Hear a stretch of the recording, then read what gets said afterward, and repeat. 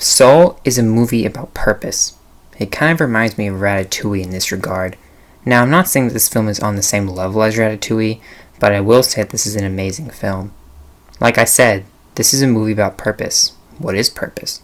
Is it the meaning of life? And if so, what's the meaning of life? This movie takes on these questions through the characters of Joe and 22.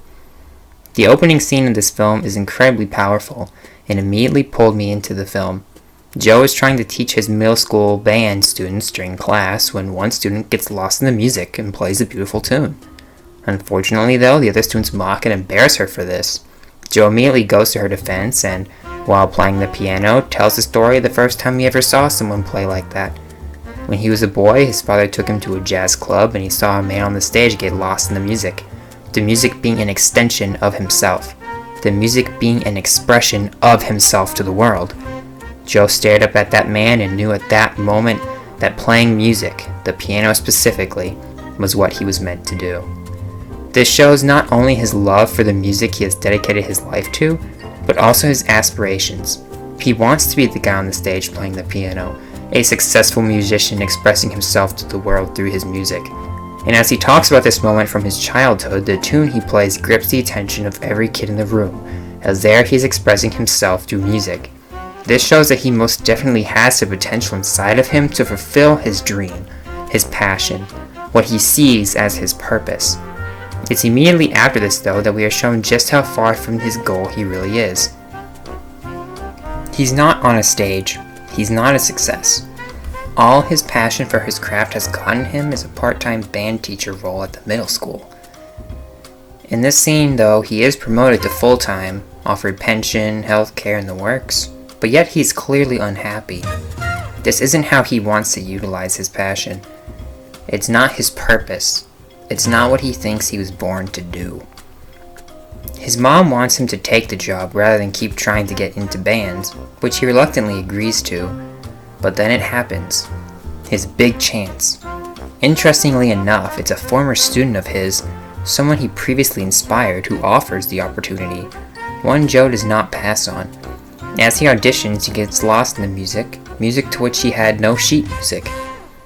He gets the part, closer to his dream, his purpose, than ever before, and leaves carefree until he falls to his death. He refuses to accept this, and manages to land a role in the great before. What happens before life is kind of like, the great beyond, but the other way around, as the mentor to a soul named 22. His job is to inspire her, to help her find her spark, something he attributes to purpose. In his mind, her passion. This is something countless historical figures, including even George Orwell, apparently have failed to do for her. While doing so, we see a lot of Joe's past. We see him time and time again get turned down from different bands until eventually we see he stopped trying. Or at least, no one had given him the opportunity to try. His life becomes that of a middle school band teacher, like I said, not living, but simply going through the motions, depressed and alone. Joe looks at this and says, "My life was meaningless." Yet despite this, he is still steadfast in his desire to return to it.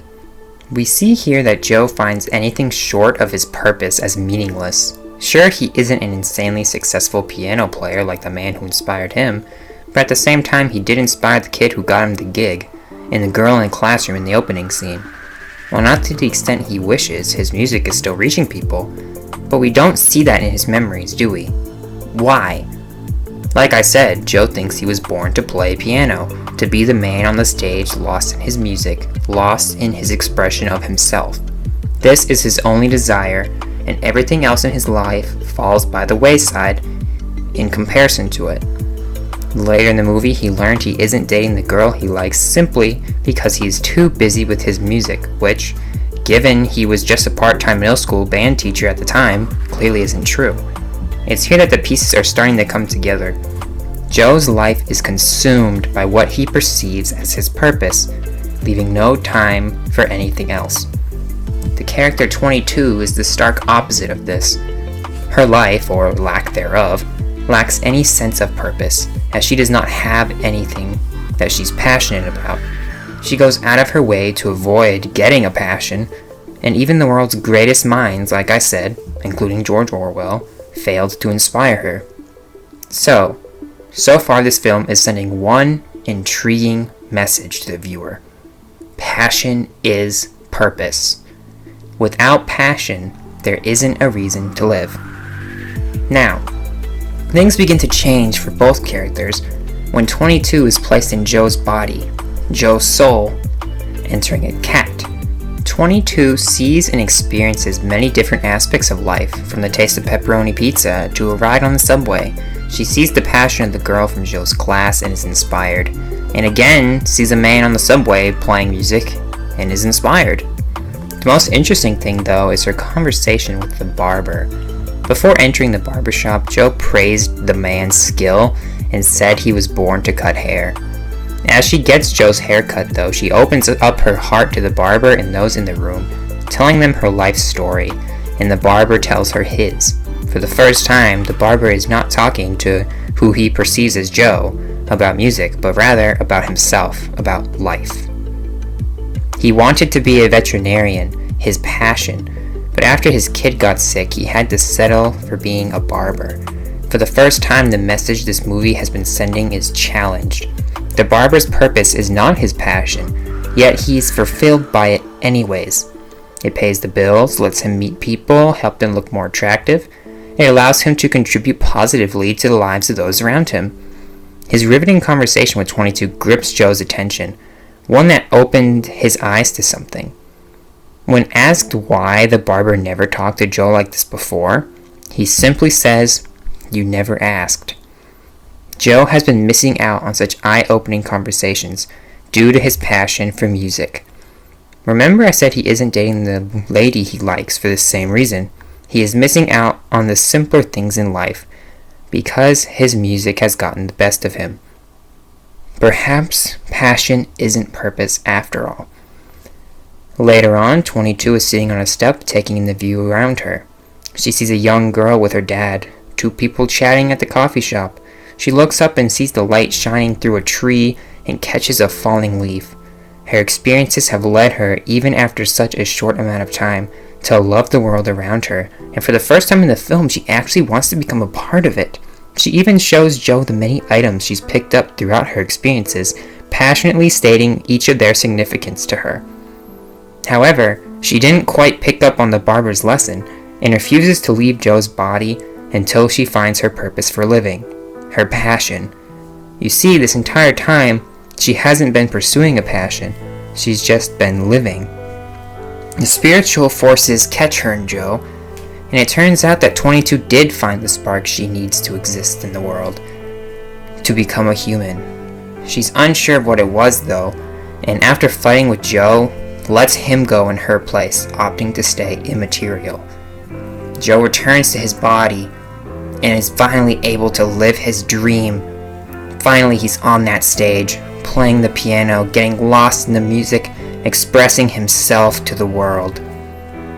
After this, though, what he had been striving for his entire life, the thing that's been keeping him from enjoying the simpler things. After finally reaching this point in his life, what he's been striving to this whole time, he's not fulfilled. He's achieved his dream, his purpose in his mind, yet feels empty. The next scene is the most powerful scene in the movie. He returns home and he sits at his piano, the object he has dedicated his life to. He looks at the sheet music, his passion, then pulls out the items 22 picked up while controlling him and looks at them.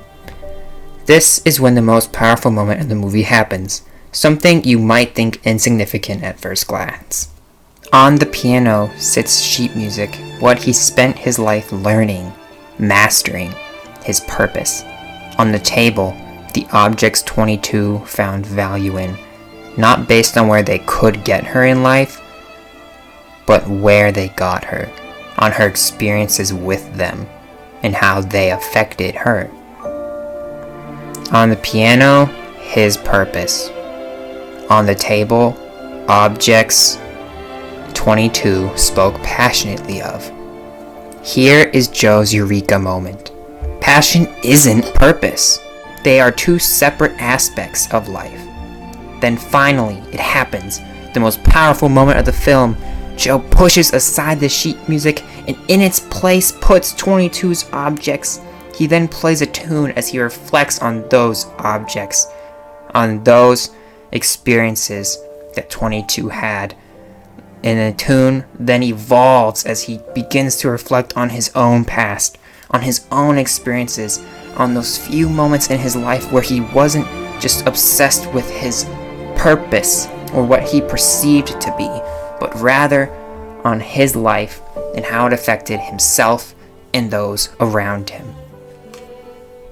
He looks back and he remembers the moments in his life where he lived the way 22 had that day. In the end, he returns to 22 and returns to her rightful ticket to life on Earth, saying, "Your spark isn't your purpose." He tells her that spark just means that she's finally ready to live, something she's clearly good at, better than Joe ever was. 22 finally goes off to live her life. She doesn't have a passion yet, but that's okay, because your purpose for living isn't your passion. Your purpose, the purpose of life, quite simply, is to live it, to enjoy the world around you, just like 22 did while in Joe's body.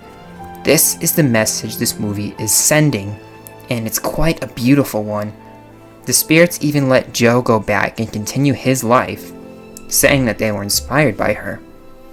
In the final scene of the film, the spirit asks Joe how he plans to spend the rest of his life.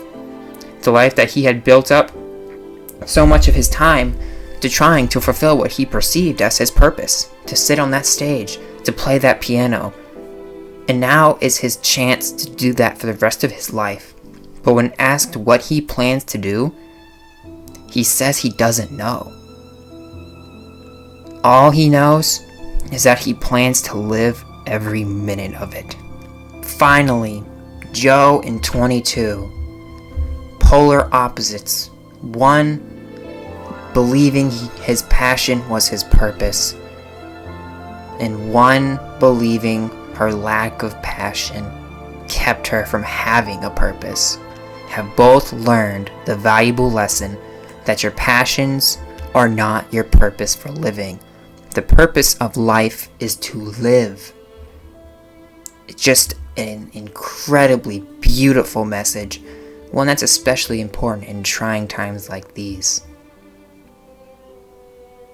Alright guys, that's going to do it for this video. If you enjoyed it, please be sure to like and subscribe, and if you notice I'm using a new mic, so if you got away at the end, let me know what you think of it compared to my old one. Anyways, y'all have a good day, and I'll see you next time.